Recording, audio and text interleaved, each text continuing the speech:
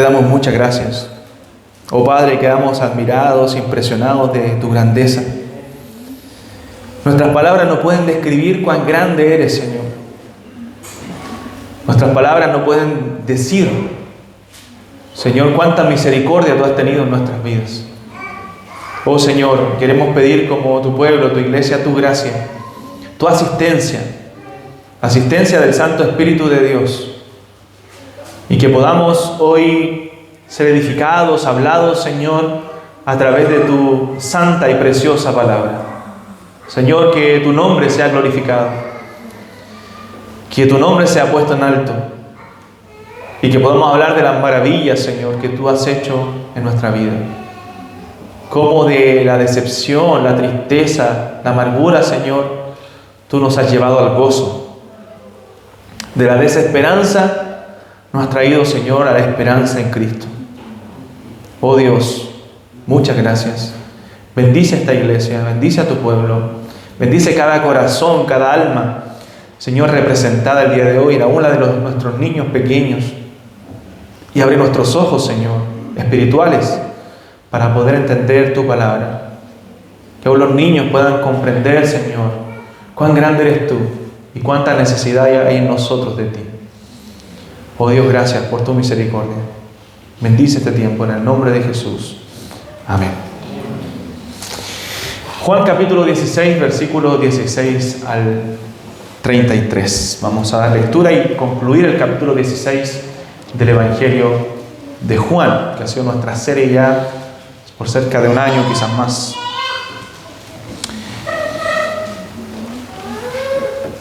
Y vamos a hablar de cómo Dios puede cambiar nuestro corazón de la tristeza al gozo. De la tristeza al gozo. Quizás llegaste con un corazón atribulado, triste, acongojado, aproblemado por las diferentes dificultades de esta vida.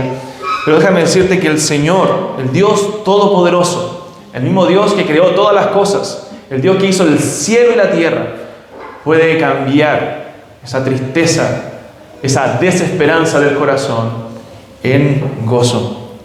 Y el gozo no es alegría temporal. El gozo es un estado permanente en el creyente. El gozo es algo que podemos sentir en el corazón no por las circunstancias que estamos viviendo, sino por la obra que Cristo ha hecho en nuestros corazones, por la obra que Cristo ha hecho en nuestras vidas. Entonces vamos a leer Juan capítulo 16,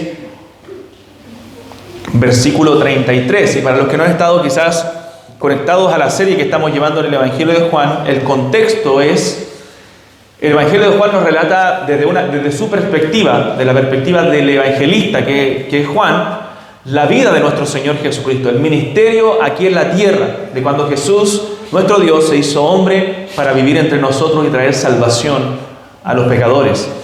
Entonces, desde esa perspectiva, Juan comienza a mostrarnos que Jesucristo es el Hijo de Dios, el prometido, el que había de venir. Y desde el capítulo 13 en adelante, hasta el 16, hasta el final de este capítulo, donde vamos a terminar hoy, nos relata el acontecimiento en el aposento alto. Jesús, la noche que fue entregado, estamos ya en la noche en que Jesús fue entregado, subió a un aposento que buscaron sus discípulos. Y comenzó Jesús a lavar los pies de sus discípulos en el capítulo 13 y luego a establecer la última cena con ellos, a tomar la última cena y también decirles palabras preciosas que ellos debían recordar luego que Él resucitara. Y posterior a eso, luego que recibieran al Espíritu Santo y que el Espíritu Santo les guiara a entender todas las cosas. Porque los discípulos en este momento no entendían todo lo que Jesús les estaba diciendo. Eran torpes de entendimiento aún porque no tenían el Espíritu Santo morando en ellos. Y ojo, hermanos, eso nos refleja a nosotros también. A veces somos torpes en entender las cosas espirituales. A lo mejor tú llegas aquí y escuchas todo lo que escuchas durante el culto, pero no lo entiendes todo. No te preocupes, debes entender lo más importante, que Cristo es el Salvador de los pecadores, que Cristo ha venido a este mundo a morir por pecadores como nosotros, dice la Biblia, para traer esperanza, para traer vida eterna a todo aquel que en Él cree. En el tiempo vamos a ir entendiendo muchas cosas de la vida cristiana, pero es importante, es una necesidad de entender lo fundamental, que Cristo vino a este mundo a pagar el precio por pecadores como nosotros.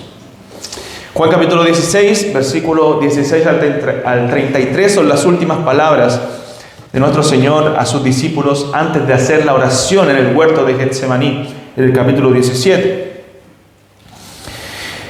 Dice: todavía un poco y no me veréis. Entiéndase que Jesús está comenzando a hablar de su partida, de su muerte, para que pueda entender el contexto. Está hablando de que va a partir ya pronto. Todavía un poco y no me veréis. Y de nuevo un poco y me veréis, porque yo voy al Padre. Entonces se dijeron algunos de sus discípulos unos a otros: ¿qué es esto que nos dice todavía un poco y no me veréis? Y de nuevo un poco y me veréis. Y porque yo voy al Padre. O sea, los discípulos se preguntaban: ¿qué quiere decir el Señor con esto que está diciendo? Porque Él dice: ahora un poco y no me veréis, y después otro poco y me veréis. Ojo que Cristo está hablando de su muerte, porque no le verían, y luego su resurrección, que le verían nuevamente, pero por un poco, porque Él volvía al Padre. Decían pues, verso 18: ¿qué queréis decir con todavía un poco? No entendemos lo que habla. Jesús conoció que querían preguntarle y les dijo: ¿preguntáis entre vosotros acerca de esto que dije, todavía un poco y no me veréis, y de nuevo un poco y me veréis? De cierto os digo, que vosotros lloraréis y lamentaréis, y el mundo se alegrará, pero aunque vosotros estéis tristes, vuestra tristeza se convertirá en gozo. La mujer cuando da a luz, mira el ejemplo que pone Jesús para hablar de esto. La mujer cuando da a luz tiene dolor, porque ha llegado su hora. Pero después que ha dado a luz un niño, ya no se acuerda de la angustia por el gozo de que ha nacido un hombre en el mundo. También vosotros ahora tenéis tristeza, pero os volveré a ver y se gozará vuestro corazón, y nadie os quitará vuestro gozo. En aquel día no me preguntaréis nada. De cierto os digo, que todo cuanto pidiereis al Padre en mi nombre, os lo dará. Hasta ahora nada habéis pedido en mi nombre. Pedid y recibiréis, para que vuestro gozo sea cumplido. Estas cosas os he hablado en alegorías. La hora viene cuando ya no os hablaré por alegorías, sino que claramente os anunciaré acerca del Padre. En aquel día pediréis en mi nombre, y no os digo que yo rogaré al Padre por vosotros, pues el Padre mismo os ama, porque vosotros me habéis amado y habéis creído que yo salí de Dios. Salí del Padre y he venido al mundo. Otra vez dejo el mundo y voy al Padre. Le dijeron sus discípulos: he aquí ahora hablas claramente y ninguna alegoría dices. Ahora entendemos que sabes todas las cosas y no necesitas que nadie te pregunte. Por esto creemos que has salido de Dios. Jesús le respondió: ¿ahora creéis? Y aquí la hora viene, y ha venido ya, en que seréis esparcidos cada uno por su lado, y me dejaréis solo. Mas no estoy solo, porque el Padre está conmigo. Estas cosas os he hablado para que en mí tengáis paz. En el mundo tendréis aflicción, pero confiad, yo he vencido al mundo. Estas son las verdades maravillosas que hemos visto en el discurso del aposento alto que el Señor les dijo a sus discípulos. Y concluye de esta manera: en el mundo tendréis aflicción. Una realidad que se da en la vida del creyente, sobre todo. En el mundo a veces somos afligidos, somos perseguidos. En el mundo tenemos dificultades. Pero Jesús dice: confiad, yo he vencido al mundo. Estas verdades que Jesús le dice a sus discípulos son las verdades que debían afirmar sus corazones en los momentos difíciles. Hermanos, así también en nuestro corazón las verdades de la palabra de Dios deben afirmarnos. Hay momentos en que no siempre todo va a ser color de rosa en la vida. Dios no nos ha prometido que en esta vida no tendremos dificultades, que en esta vida no tendremos problemas, pero son las verdades del Evangelio las que sostienen nuestra vida en esos momentos de dificultad. Son estas verdades que dijo el Señor Jesús, estas promesas que no son promesas de hombres, no son promesas que al confiar en ellas yo no voy a recibir la certeza de de que son una realidad, son promesas verdaderas, certeras, que se cumplen en la vida de todos los que creen en Jesucristo. El Señor prometió y Él va a cumplir, porque puede pasar el cielo y la tierra, dice la Biblia, pero su palabra no pasará. Su palabra permanece para siempre. Puede marchitarse la flor, secarse la hierba, pero la palabra de Dios permanece para siempre. Él cumple, hermanos, lo que promete, porque es su palabra. Por lo tanto, son estas verdades las que deben afirmar nuestro corazón. Pero a veces nosotros en los momentos de dificultades, de tristeza, nos vamos tras otras cosas. Dejamos que nuestro corazón se apague, que nuestro deseo por el Señor cese. Dejamos la Escritura, dejamos la comunión con Dios, cuando lo que más necesitamos en esos momentos es al Señor. Los discípulos, por su vago entendimiento, en esos momentos de dificultad, en esos momentos de tristeza, lo que hacen ellos es dejar al Señor. El Señor mismo les dice, les profetiza: ustedes en este momento me dejarán solo, pero yo no estoy solo, mi Padre está conmigo. Y ellos, en vez de volverse al Señor en ese momento de tristeza con todo su corazón, ellos se apartaron del Señor. ¿Cuántas veces nosotros no hemos hecho eso, hermanos? En los momentos donde deberíamos estar más clamando a Dios, nos apartamos de Él. Te apartas de Él, te alejas de Él. Pero ¿sabe lo maravilloso del Evangelio? Lo maravilloso de nuestro Señor es que a pesar de nuestras debilidades, a pesar de nuestros alejamientos, el Señor no se aparta de nosotros. El Señor no se aparta de ti. Porque les dijo eso a sus discípulos, pero Él estuvo con ellos. Él siguió cumpliendo su promesa. Él no dijo: ya, ustedes fueron infieles, entonces quédense con lo que eligieron. No, el Señor sigue fiel, porque su amor, su fidelidad, su carácter no depende de nosotros, porque Dios no tiene pasiones como las nuestras. Su amor es inmutable, su misericordia no cambia, su amor es para siempre, hermanos. Entonces, la palabra de Dios debe llevarnos a nosotros a confiar más en Dios, a descansar en Él, a buscarle a Él. Entonces, el Señor les dice todas estas palabras, a pesar de que aparentemente en este momento a sus discípulos les entraba por aquí y les salía por el otro oído. Aparentemente ellos no estaban entendiendo nada, pero estas verdades las iban a recordar cuando Jesús enviara al Consolador. Recuerden que eso ya lo vimos. Cuando enviara al Espíritu Santo, ¿qué iba a hacer el Espíritu Santo? Los iba a guiar a toda verdad. Les iba a recordar todas las cosas. Y ellos iban a poder entender lo que ahora no entendían. ¿No te ha pasado que a veces tú no entiendes muchas cosas de las que se predican, las que se hablan, las que se enseñan? A veces pareciera que son muy profundas para ti, pero pasa el tiempo mientras vas madurando y creciendo en la fe y tú vas comprendiendo esas verdades. Porque no aprendemos todo de la noche a la mañana. Así también en la vida de los discípulos. Ellos no iban a aprender mañana todo lo que el Señor les estaba diciendo. Ellos tenían que esperar la guía, la ayuda del Espíritu Santo para poder entender todas las verdades del Evangelio, todas las promesas de Dios. Entonces vemos tristeza por una parte los discípulos. Jesús les dice, les anuncia nuevamente la partida de este mundo. Ojo, si ya usted se ha dado cuenta en el Evangelio de Juan, ya varias veces, más de 3 veces por lo menos, Jesús les anuncia su partida a los discípulos. Les anuncia que Él va a partir de este mundo. Y ellos todavía no podían comprenderlo cabalmente. Aún no podían entender lo que Jesús les estaba diciendo. Pero había otras personas que sí lo entendían. Como la mujer que derramó el perfume de nardo puro en los pies de Cristo, en el cuerpo de Jesús, ungiendo su cuerpo para su muerte. Eso es lo que estaba haciendo, eso dice el Señor. Lo que ella hizo fue ungir su cuerpo para su muerte, porque ella entendía que Jesús debía pagar el precio por su pecado. Ella lo entendió. Pero sus discípulos no pudieron entenderlo. Y Jesús moriría en unos momentos más, en unas horas más, a manos de estos líderes religiosos. Iría al sepulcro en breve. Jesús le dice: de nuevo un poco y me veréis. Primero le dice: todavía un poco y no me veréis. Hablando de su muerte y resurrección. Cristo al tercer día iba a resucitar de entre los muertos. Porque Cristo no está en la tumba, Cristo no quedó ahí en el sepulcro, sino que Él resucitó entre los muertos y Él vive. Él vive.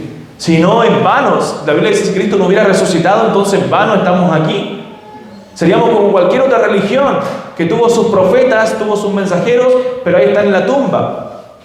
Buda está en la tumba, Mahoma está en la tumba, pero Cristo resucitó de entre los muertos, porque Él es el Dios verdadero. No es un Dios falso, no es como cualquier otro profeta, no es como un camino más a la salvación. Cristo es el único camino de salvación, porque en Él está la muerte y la vida. En sus manos está la potestad de todas las cosas, el poder de hacer todas las cosas conforme a su voluntad. Y luego de su resurrección, Jesús se manifestaría a sus discípulos, solamente a los suyos. Jesús ya no lo iba a ver más la gente, el mundo no lo iba a ver. En su resurrección, esos 40 días que Jesús estuvo luego a resucitar, solamente se manifestó a sus discípulos, a nadie más. Ninguna persona no creyente le vio, el mundo ya no le vería, dice Jesús. Pero ustedes un poco y me veréis, porque yo voy al Padre. Luego de eso ascendería al Padre para sentarse a la diestra de Dios, para sentarse a la diestra de Dios y gobernar desde el cielo. La Biblia dice que el cielo es su trono y la tierra es el estrado de sus pies. Aunque Jesús está hablando de forma enigmática, va revelándose poco a poco y va revelando las verdades a sus discípulos. Estos discípulos no fueron entendiendo del todo lo que Jesús estaba diciendo y tenían dudas. Entonces Jesús mismo se las aclara, porque quizá ellos tenían vergüenza de preguntar, miedo a pensar de que no estaban entendiendo las cosas, pero Jesús, como conoce el corazón, les aclara las cosas que Él estaba diciendo. Estaban confundidos, estaban desorientados, y por eso Jesús le dice: ustedes sentirán tristeza, tendrán lloro, lamento. Hermanos, 3 años estuvieron ellos con el Salvador, 3 años sin separarse de Jesús, ni un solo día, y ahora tendrían que experimentar la separación. Estaban siendo guiados día a día por el Señor, pero ahora ya no recibirían más guía. Se muere el maestro, se muere el ejemplo, así lo entendían ellos, y ahora quedamos solos, y eso los atormentaba, los confundía. Pero evidencia también la falta de sabiduría que tenían ellos al entender las verdades del Señor. Y es la misma falta de sabiduría, falta de entendimiento que tenemos nosotros para entender y obedecer la palabra de Dios.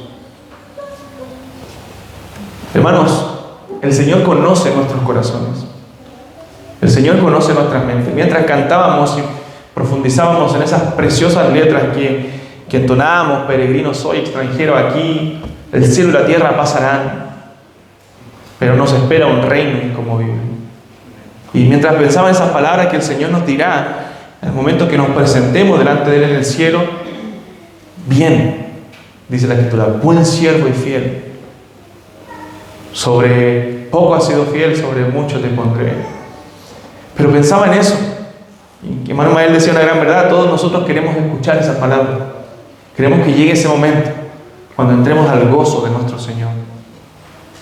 Pero pensaban que ese bien, buen siervo y fiel no es por nosotros, no es porque tú eres un buen siervo y fiel, sino porque Jesucristo limpió tus ropas, Jesucristo limpió mi vestido. Por eso el Señor me va a recibir delante de su presencia y me va a decir: bien hecho, buen siervo y fiel.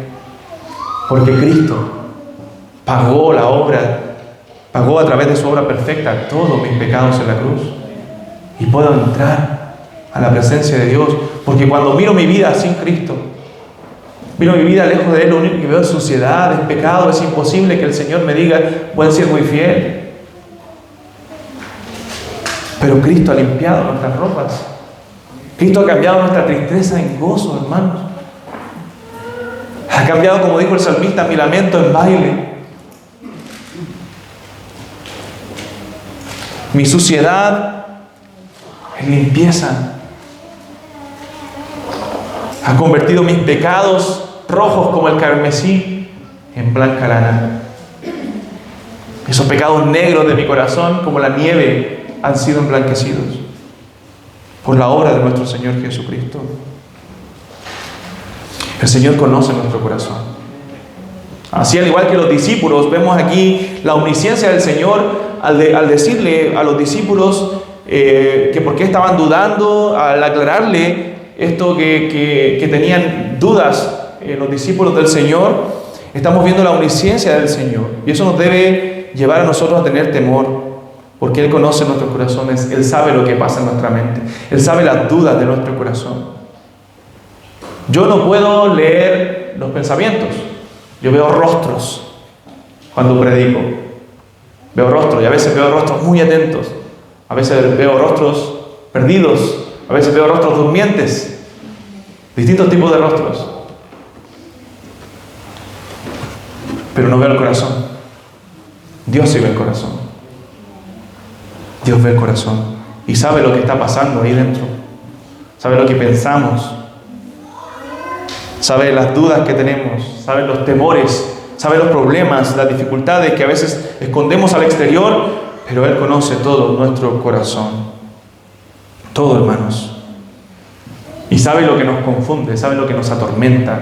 Sabe lo que nos causa tristeza. Él conoce nuestras debilidades. No podemos... Lo que le pasó a Pedro dentro de su ministerio de preparación durante el acompañamiento con el Señor, esos 3 años, lo que le pasó es creer que el Señor no conocía su corazón. Él quería mostrar al Señor y a los discípulos que Él podía solo, que Él podía hacer las cosas, que Él tenía las capacidades en sí mismo.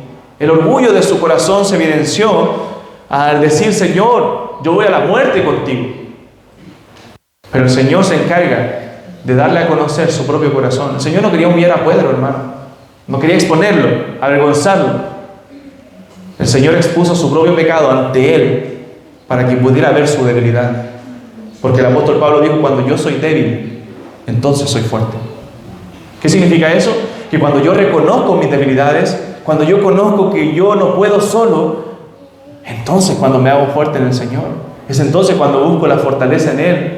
Es entonces cuando hago vívido en mi vida ese versículo que dice: fortaleceos en el Señor y en el poder de su fuerza.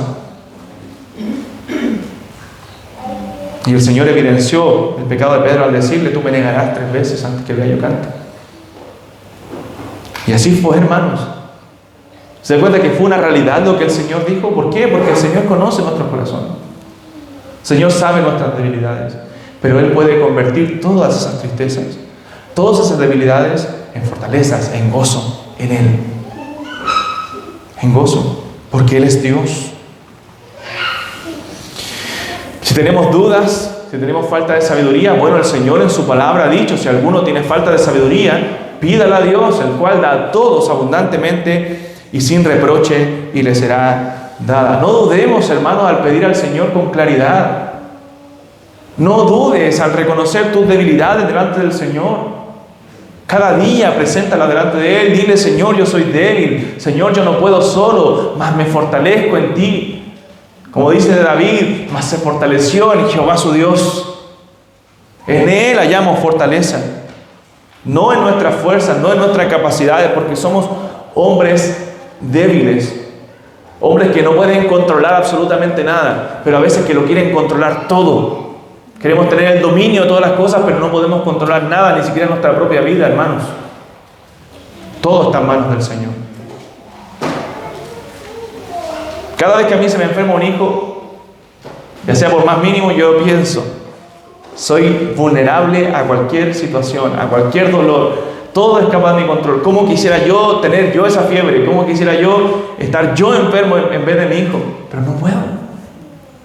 No está bajo mi control. Todo está en la mano soberana del Señor. Y entonces cuando veo cuán vulnerable soy, cuán vulnerables somos todos ante la mano de Dios. Porque a veces nos creemos fuertes, ¿no? Pero somos débiles. Es por eso que necesitamos del Señor. Entonces el Señor les anuncia a sus discípulos que tendrán que pasar por este valle, que llorarán, que se lamentarán, que después de haber estado 3 años con ellos, el Señor tiene que dejarlos ahora. Su fe se vería probada y lamentablemente ninguno pasaría la prueba. Todos le abandonarían al Señor. Ninguno quedaría ahí. Pedro le negaría, Judas le traicionaría porque era del maligno, y los otros 12 le abandonarían en el momento, los otros 10 le abandonarían en el momento de su muerte. Entonces dejarían de recibir esa palabra diaria, ese aliento. ¿Has tenido tú a alguien a veces que te anima siempre, que te levanta el ánimo? Quizás tu cónyuge, alguien cercano, que siempre te está animando, y que a veces tú dices, oye, necesito siempre esas palabras de esta persona que me anima, me ayuda. Bueno, el Señor era el que fortalecía cada día a los discípulos, pero ahora los iba a dejar. Y ahora tenían que evidenciar su fe, tenían que aplicar todo lo aprendido durante esos 3 años en este momento de dificultad. ¿Cierto? A veces estamos en momentos nosotros donde estamos aprendiendo, estamos motivados porque he aprendido cosas nuevas, porque estoy conociendo más al Señor, pero a veces en el momento de practicar todo lo aprendido, nos vemos faltos. Nos vemos faltos. Porque, hermano, no es un tema de conocimiento. Cuando tú fallas al Señor, deshonras a Dios, pecamos, nosotros sabíamos que no teníamos que hacer. Teníamos el conocimiento. Es un tema del corazón en nosotros, de incredulidad en nosotros. Los discípulos tenían incredulidad en su corazón, había incredulidad que debían sacar y confiar en el Señor. Jesús le dice en un momento, ¿ahora creéis? Ahora que yo les digo estas cosas, ahora de que todo les he revelado todas las cosas, después de todo lo que habían visto, todos los milagros que habían visto de parte del Señor. Pero el Señor también les dice que hay un mundo de pecado, hay un mundo que odia a Dios, que hay diferencias radicales entre los hijos de Dios y el mundo, y que en este mundo tendrán aflicción. De hecho, este mundo está en rebelión contra el Señor. De hecho, el mundo celebraba la muerte de Cristo, a tal punto que Herodes y Pilato, que no estaban de amigos, se hicieron amigos por causa de la muerte del Señor. Mientras el mundo celebraba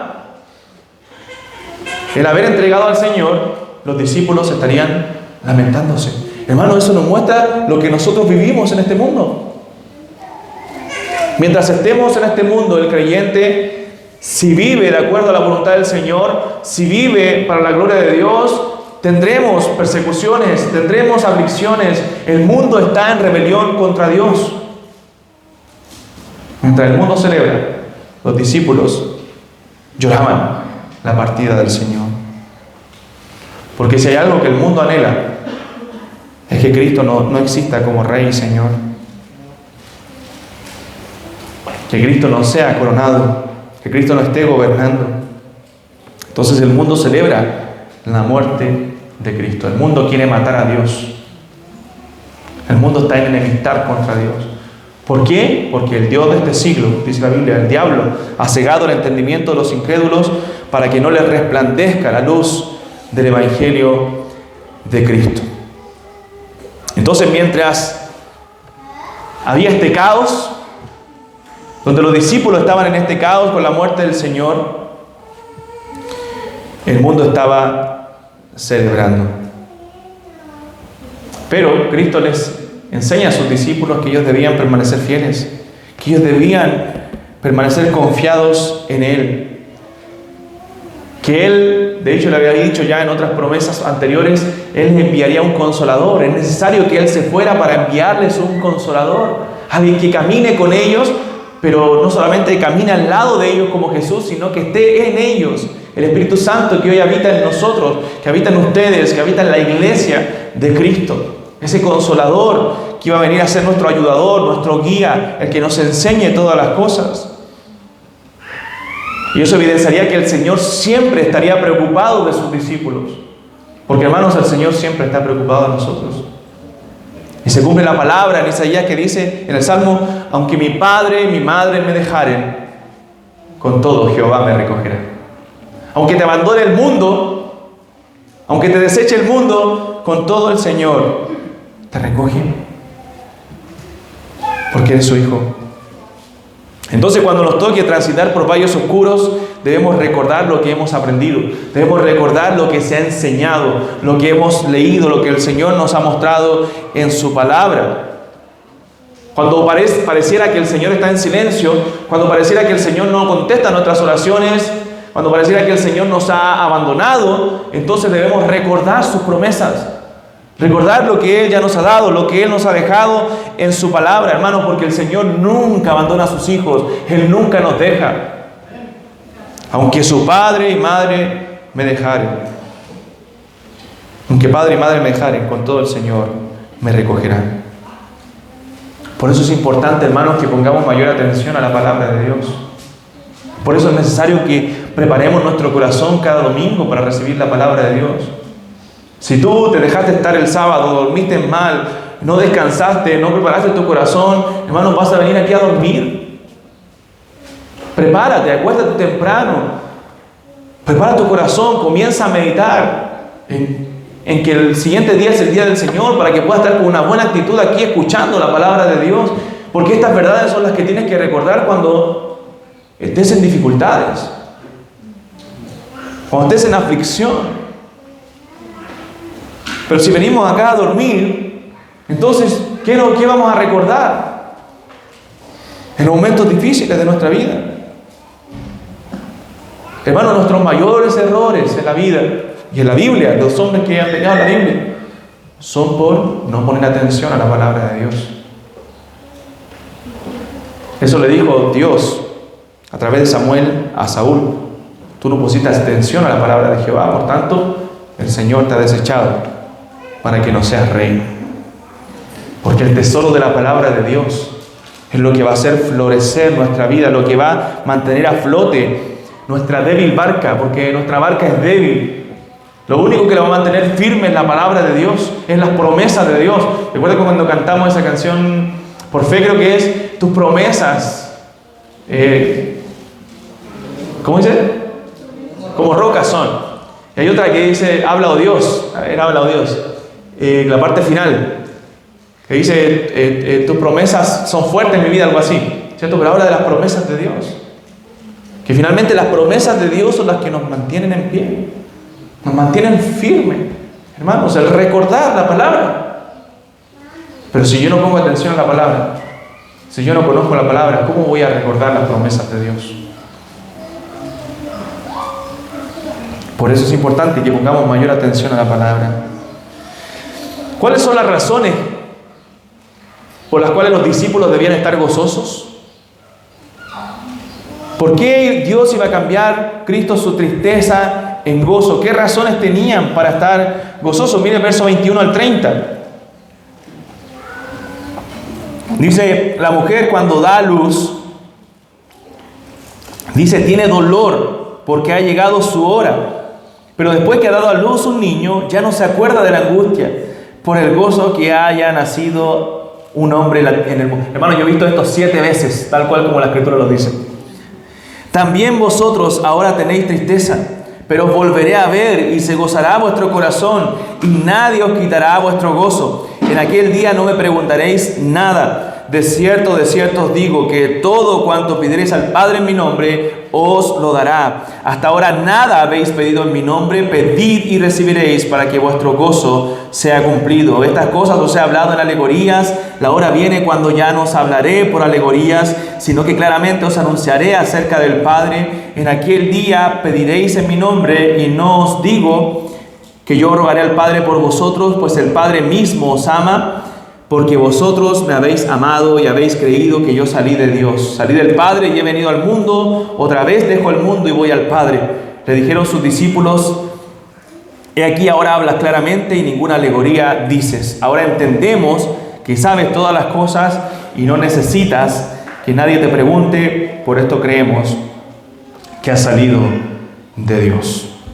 O sea, los discípulos pasarían esta tristeza, pasarían este mal momento, pero esa tristeza se volvería en gozo. Y toma el ejemplo del parto. El parto es como una mujer sufre para dar a luz, ¿cierto? Siente dolor cuando va camino al parto, pero después la alegría de tener a un hijo, ¿cierto? En su pecho, en sus manos, realmente es algo que hace olvidar el dolor. Hace olvidar lo anterior, la tormenta o el tormento. vivido, es una alegría inmensa que olvida la angustia de haber sufrido. Y termina en una meta clara. Se convierte eso ahora, ese tormento, en gozo. Hermano, esa alegría iba a ser tan inmensa la que los discípulos iban a sentir, que haría olvidar toda la angustia de mi vida. Y nada podría quitarles ese gozo. Hermanos, nada puede quitar el gozo del cristiano. Ni aún tu pecado, ni aún tus problemas, ni aún tus dificultades. A lo mejor te has apagado ahí, a lo mejor te has dejado estar, pero el gozo de Dios, de Cristo, de ser un hijo de Dios está ahí en tu corazón, porque eso nada puede quitarlo. Nada nos puede separar del amor de Dios. Nada nos puede separar de Cristo. Nada puede quitar ese gozo del corazón de haber sido transformado por el Señor, de tener a Cristo como nuestro Señor, como nuestro Dios. Esa alegría de los discípulos iba a ser tan inmensa cuando ellos entendieran todas las cosas. Hermanos, mire lo que iban a vivir ahora. Ellos ahora iban a tener al Espíritu Santo dentro de sí. Ahora después que Cristo muriera, porque era necesario, iban a entrar confiadamente al trono de la gracia. Ya no tenían que ir a un templo específico a ver la presencia de Dios, a derramar un sacrificio para poder llegar a tener comunión con Dios. Ahora ellos podían entrar confiadamente, iban a tener la oración para comunicarse directamente con Dios, porque eran hijos de Dios, porque Cristo había logrado eso en la cruz y Cristo ha pagado el precio de nuestro pecado.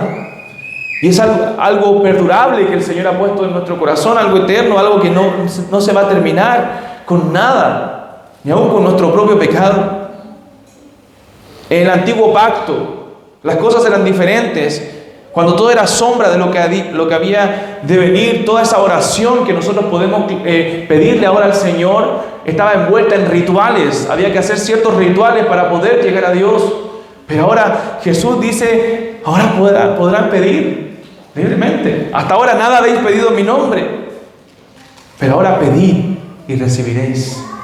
Ahora podrán entrar libremente a la presencia de Dios, porque yo voy a pagar el precio, porque ahora podrán hacerlo en mi nombre. Y hacerlo en el nombre de Jesús no significa simplemente decir al final de nuestra oración, como lo hacemos, en el nombre de Jesús, amén, sino que significa apropiarse de los méritos de Cristo, creer en lo que Cristo hizo por nosotros, que todo lo que tenemos, recibimos, es por la obra de Cristo en la cruz, y a través de Él podemos entrar a la presencia de Dios, porque cuando Él murió en la cruz, el velo del templo que separaba el lugar santo del lugar santísimo se abrió por la mitad, porque ese velo representaba su carne, su cuerpo, que fue partido por nosotros, para ahora, como dice Hebreos, nosotros tener acceso al trono de la gracia y hallar oportuno socorro.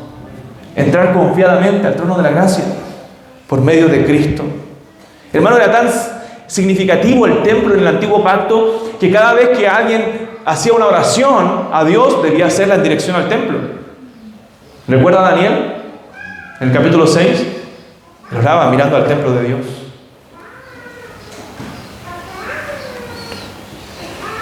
Pero ahora el Señor le está diciendo una y otra vez que cuando Él vaya al Padre, porque es necesario que Él se fuera, ahora Él intercedería por los suyos.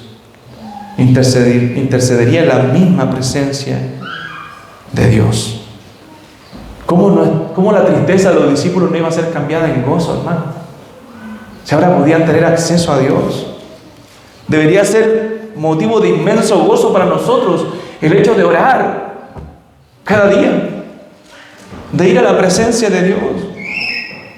Pero como los discípulos, disculpen que use esta expresión, pero como los discípulos somos torpes espiritualmente, y a veces oramos sin entender el privilegio que tenemos. A veces ni siquiera oramos, porque no entendemos muchas cosas. Dice J.C. Ryle, comentando este pasaje, nuestro Señor quiere que todo su pueblo en toda época entienda que el secreto del consuelo durante su ausencia es ser constante en la oración. Es un deber que nos concierne a todos, grandes y pequeños, ricos y pobres, cultos e ignorantes. Todos debemos orar. Es un deber del que todos daremos cuenta ante Dios. No todos podemos leer, No todos pueden escuchar, no todos pueden cantar, pero todo el que tiene el Espíritu de Dios puede orar. No hay excusa para no orar. Todos pueden orar para que su gozo sea cumplido. O sea, con esta revelación de Dios, de que los discípulos podían orar a la presencia de Dios libremente, el gozo de los discípulos debía ser completo, debía ser perfecto, debía llenar su ser. Eso significa que su gozo sea cumplido. Que ese gozo llenara sus corazones al saber que ahora pueden estar en la presencia misma de Dios. Y no solo eso, hermanos, también debería llenar los gozos que el Espíritu Santo iba a venir a morar a ellos y el Espíritu Santo les enseñaría todas las cosas y les guiaría estas verdades que el Señor les estaba enseñando. Ahora ellos las iban a entender claramente, las iban a entender perfectamente, y eso debe ser también un motivo de gozo para el creyente. Quizás, como decía, antes no podías entender muchas cosas, pero ahora has entendido cosas que antes no entendías por la obra del Espíritu de Dios en tu corazón. Y hemos podido ver eso en nuestra vida, cómo el Espíritu Santo nos enseña, cómo nos guía a toda verdad. El Espíritu Santo es el que te capacita, el que aplica toda la palabra en tu corazón para que puedas comprender las verdades de Dios. También tendrían el privilegio de ver a Jesús resucitado entre los muertos.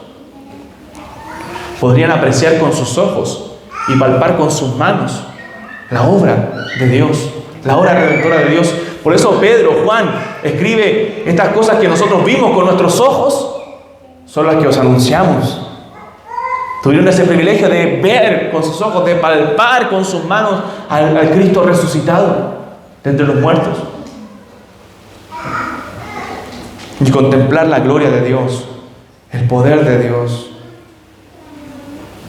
Este glorioso Señor le iba a enviar el ayudador, el Espíritu Santo.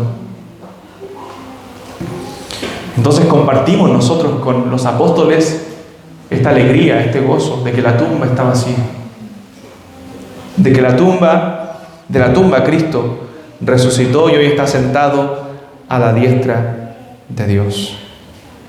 Entonces su tristeza se convertiría en gozo. Así como la mujer de parto, así también esa tristeza que sentían por la partida del Señor, ahora se iba a convertir en gozo al saber todo lo que Cristo había hecho por ellos en la cruz. Versículo 33. Con esto ya voy finalizando.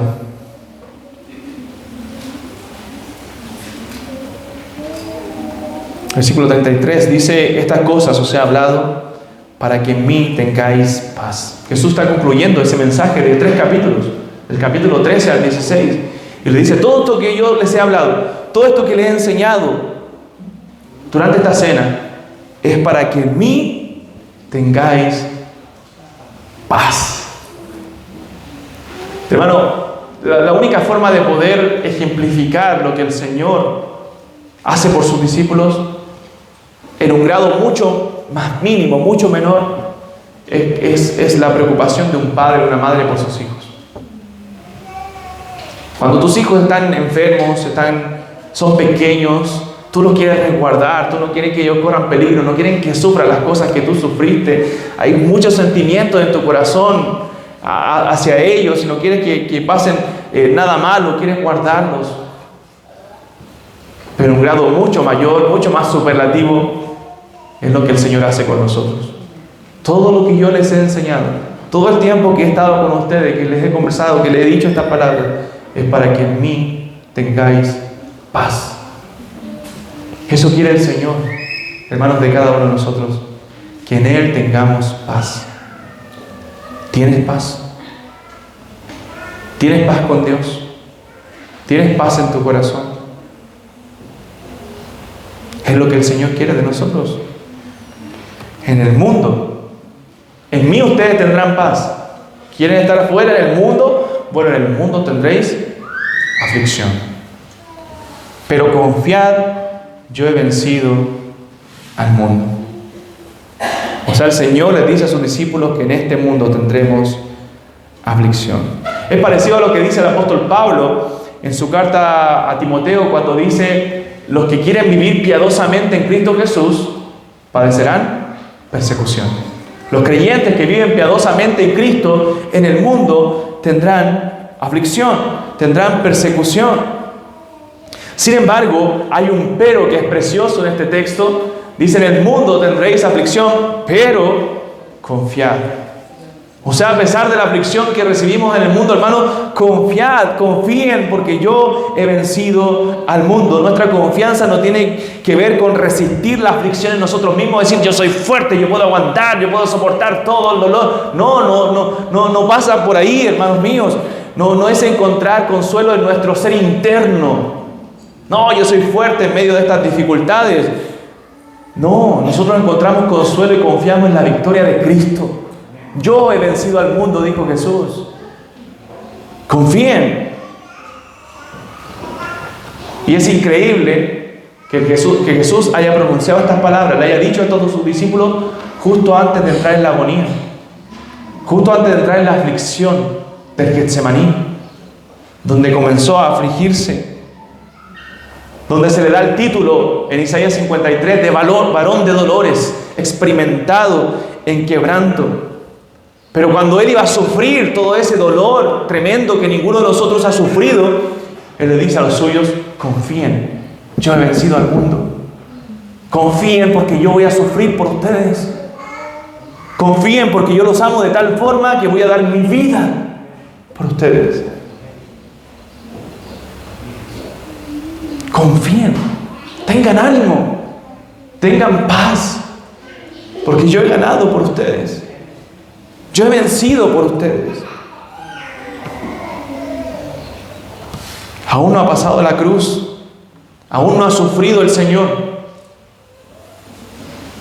pero ya es un hecho. Yo he vencido al mundo. Ya es un hecho.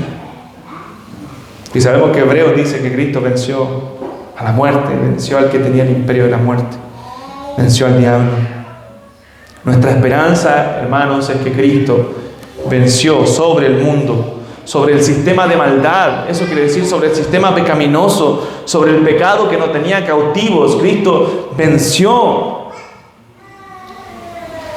y nos regala la vida eterna, nos regala paz, nos regala gozo, nos regala una vida a su lado. Entonces, cuando te veas enfrentado a dura tentación que pasa en esta vida, recuerda que Cristo venció al mundo, hermano. Cristo venció el sistema pecaminoso del mundo. Cuando tus seres, a lo mejor incluso cercanos, te rechacen por ser cristianos, se opongan a tu fe, recuerda, Cristo venció al mundo. Cuando veas que en ti mismo o en tu iglesia hay pecado, recuerda que Cristo venció al mundo. Cuando la sociedad a tu alrededor, tus compañeros de trabajo, no sé, blasfemen contra el Señor, se jacten de vivir en inmundicia y creer que son felices así, recuerda que Cristo venció al mundo.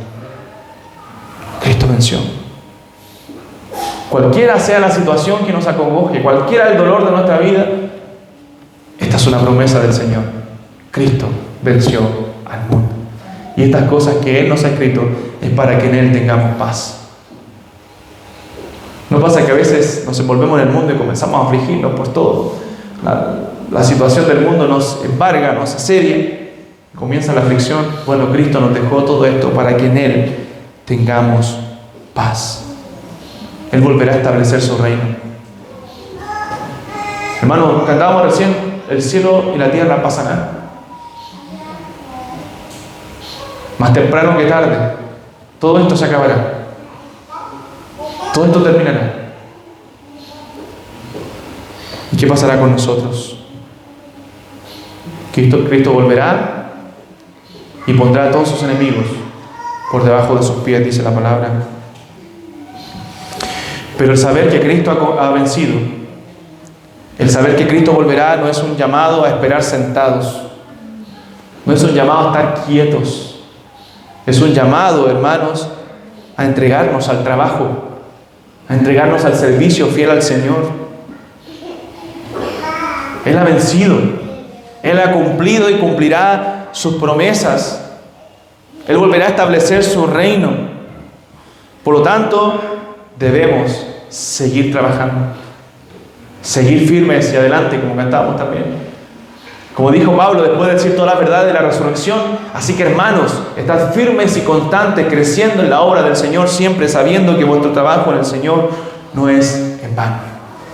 Para finalizar, ¿dónde buscas la paz? ¿Cómo tú podrías decir, a lo mejor tú estás afligido? Tú dices, ¿cómo yo podría sentir paz en este momento, en mi corazón? ¿Qué necesitas para sentir paz? ¿Qué paz es la que has estado buscando hasta ahora? Es la paz que viene del Señor. Esa paz que el mundo no da. Esa paz que sobrepasa todo entendimiento, dice la palabra, que guardará tu corazón y tus pensamientos. O una paz que se ajuste a tus deseos, que se ajuste a tu comodidad. La verdadera paz es la paz que Cristo da. No hay otra. No hay otra verdadera paz. Toda paz que no venga de Dios, toda paz que no se ajuste a la verdad de la palabra de Dios, termina en ruina y destrucción. Dice 1 de Juan 4:4, hijitos, vosotros sois de Dios y los habéis vencido, porque mayor es el que está con vosotros que el que está en el mundo. Mayor es el que está con vosotros que el que está en el mundo. Hermanos, Cristo venció en la cruz. Por eso dice la Biblia que nosotros somos más que vencedores por medio de aquel que nos amó. Somos vencedores en Él. Podemos vencer el pecado, la tentación, todo en Cristo. Y en Él poder hallar la verdadera paz. ¿Tienes la paz de Cristo? ¿Tienes tu tristeza anterior convertida en gozo en tu corazón? Al recordar la verdad del Evangelio.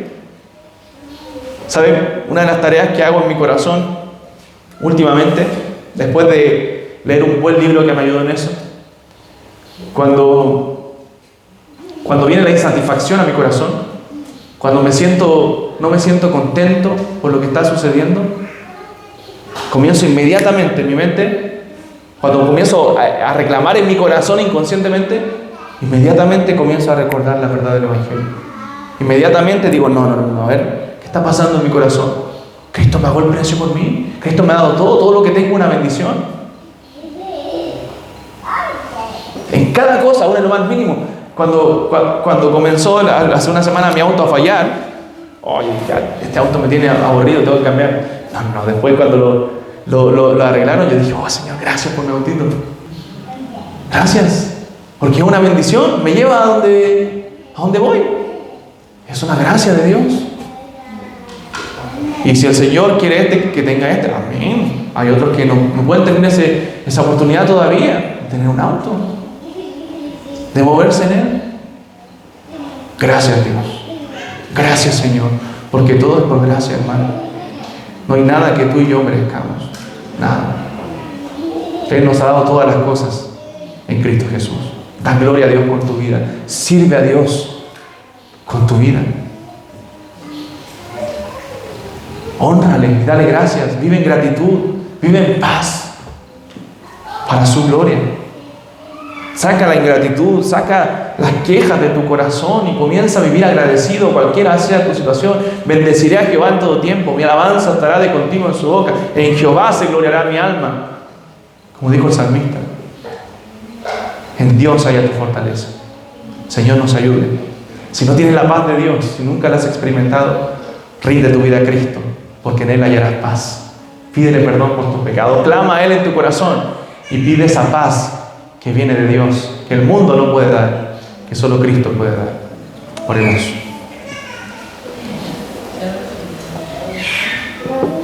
Amado Dios, gracias. Gracias por Cristo. Gracias, Señor, por la paz que tú pones en nuestros corazones. Gracias por el amor que nos has dado como un padre a un hijo.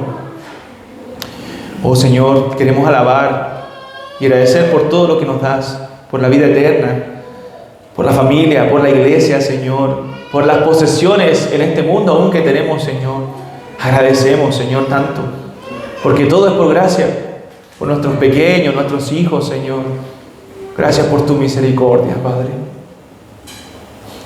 Eres bueno, Dios, con nosotros. A pesar de que no lo merecemos, Señor, tu gracia se ve manifestada en nuestra vida. Oh Dios, Visita nuestros corazones, Señor, y llénanos de gratitud. Llénanos de tu Santo Espíritu. Llénanos de ti, Señor. Ayúdanos a ser creyentes fervientes, creyentes que te amen, creyentes que confíen en tus promesas. Saca la incredulidad, Señor, la porfía, la torpeza de nuestro corazón. Ayúdanos a servirte con gozo. Oro por aquellos que no te conocen, para que tú también obres en sus vidas, Señor, y puedan conocerte a ti, el único Dios verdadero. No hay nada más maravilloso, Señor, que conocerte.